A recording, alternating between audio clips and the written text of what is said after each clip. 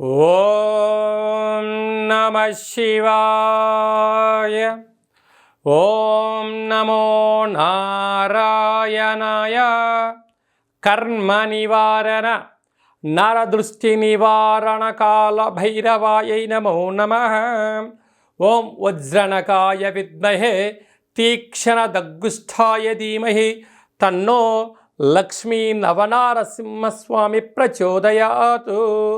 హరి ఓం.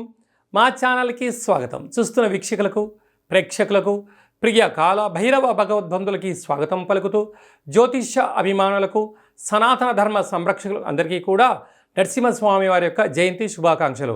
అందరిపైనను కరుణ, కటాక్ష, దయ కలిగించాలని కోరుకుంటూ ఆశీర్వచనం.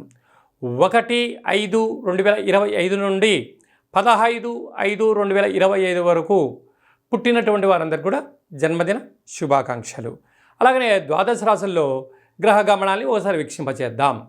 మేషరాశిలో రవి భగవానుడు ఏడాది తర్వాత సంచార స్థితి. వృషభ రాశిలో దేవగురు బృహస్పతి చివరార్ధ సంచార స్థితి. కర్కాటక రాశిలో కుజ భగవానుడు నీచభంగ రాజయోగ సంచార స్థితి.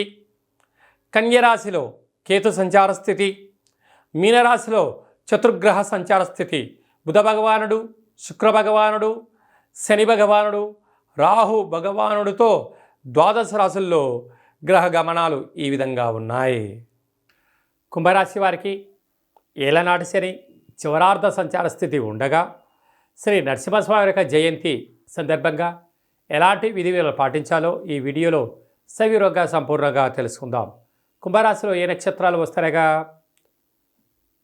ధనిష్ట నక్షత్రంలోని 3వ పాదం, 4వ పాదం, శతభిష నక్షత్రంలో 4 పాదాలు, పూర్వభాద్ర నక్షత్రంలో 1, 2, 3 పాదాలు కలిపితే కుంభరాశి అవడం జరుగుతుంది. రాశాధిపతి శని భగవానుడు. వీరికి ఏలనాటి శని చివరార్ధ సంచార స్థితిలో ధనస్థానంలో చతుర్గ్రహ సంచార స్థితి ఉండడం వలన బుద్ధికారకుడు బుధుడు, కలత్రతకారకుడు శుక్రుడు, ఆయుకారకుడు శని భగవానుడు, నర దృష్టి వాస్తు దృష్టి అయిన రాహు ఉండడం వలన ధనపరమైన స్వల్పమైన ఆటంకాలు, ఇవి శాశ్వతం కాదు అని చెప్పి గమనించాలి. అలాగనే ఏడాది తర్వాత రవి తృతీయంలో సంచారం చేయడం వల్ల తల్లిదండ్రులతో, గురువులతో సఖ్యతగా ఉండండి. అర్ధాష్టమ గురువు వెళ్ళిపోతూ మీకంతా మంచే చేయిస్తాడు. కనుక నరసింహస్వామి వారికి పసుపు రంగు కలిగినటువంటి పట్టు వస్త్రాలను సమర్పించడం, మన కింద చెప్పుకున్నటువంటి విధానంగా పాలలో నవధాన్యాలను వేసి బ్రాహ్మణుడికి దానం ఇవ్వడం కానీ, శివుడికి రుద్రాభిషేకం చేయడం కానీ, గోమాతకు పెట్టడం వలన విపరీతమైన రాజయోగం కుంభరాశి వారి సొంతం కాబోతుంది. 6వ స్థానంలో కుజుడు ఉండడం వల్ల స్థిరాస్తులు, చరాస్తులు, వ్యాపారాలు, అభివృద్ధి, అన్నింటా విజయం కుంభరాశి వారి సొంతం కాబోతుంది. అష్టమంలో కుజుడు ఉండడం, అష్టమంలో ఉండబడిన కేతు చివరార్ధ సంచార స్థితిలో ఉండడం వల్ల ఇలాంటి విషయాల్లో తొందరపాటు నిర్ణయాలు వద్దు. స్వల్పమైన ఆటంకాలు ఉండినను సత్ప్రవర్తన, జ్ఞానము, ఆధ్యాత్మిక చింతనతో ఉండండి. విపరీతమైన రాజయోగానికి, అపార కుబేర సంపన్నులు కాబోతున్న కుంభరాశి వారికి ఓపిక, పట్టుదల ఎంత అవసరమో ఇలాంటి కాల సమయంలో మౌనం కూడా అంతే అవసరం అని చెప్పి గమనించాలి.